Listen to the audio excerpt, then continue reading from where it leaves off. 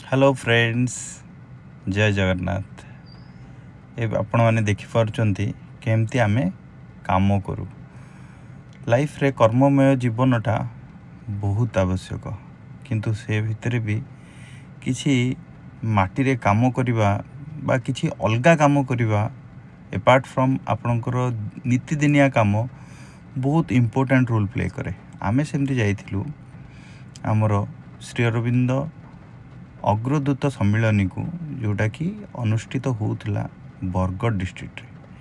ଆମମାନଙ୍କ ସହିତ କିଛି ମେଣ୍ଟର ଥିଲେ, କିଛି ଗ୍ରୁପ୍ ଥିଲା, ଯେଉଁ ଗ୍ରୁପ୍ ବଳରେ ଆମେ ଗୋଟେ ୱାର୍କସପ୍ରେ ଆମେ ଇନଭଲ୍ଭ ହେଇଥିଲୁ, ଯେଉଁଥିର ମୁଖ୍ୟ ଉଦ୍ଦେଶ୍ୟ ଥିଲା କିଛି କାମ କରିବା, ଯେଉଁ କାମରେ କି ଗୋଟେ ସେଲ୍ଫ ସାଟିସ୍ଫ୍ୟାକ୍ସନ୍ ଥିବ।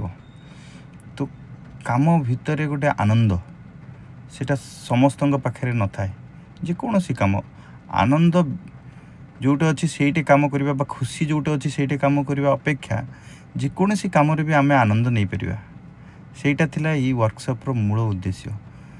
ବିଶ୍ୱାସ କରିପାରିବେନି, 7-8 ବସ୍ତା ମାଟି ଖୋଳିକି ପାଖାପାଖି 400 ମିଟର ପାଖାପାଖି ଦୂରରୁ ବୋହି ବୋହି ଆଣିବା, କିଛି ସାଇକେଲ ମାଧ୍ୟମରେ ଆଣିବା, ଛୋଟ ଛୁଆଙ୍କ ହେଲ୍ପ ନେଇକି ଆଣିବା, ତାପରେ ଏଇ ସୁନ୍ଦର ସୁନ୍ଦର ପ୍ରତିମୂର୍ତ୍ତି ବନେଇବା ଏତେ ସହଜ କଥା ନଥିଲା। କିନ୍ତୁ ସେଥିପାଇଁ ଆମ ସହିତ କିଛି ମେଣ୍ଟର ଥିଲେ, ଯେଉଁମାନେ ବହୁତ ସହଯୋଗ କଲେ, ଯାହାଫଳରେ ଆମେ ଏଇ ୱାର୍କସପ୍ଟିକୁ ସମ୍ପୂର୍ଣ୍ଣତା ଦେଇପାରିଲୁ।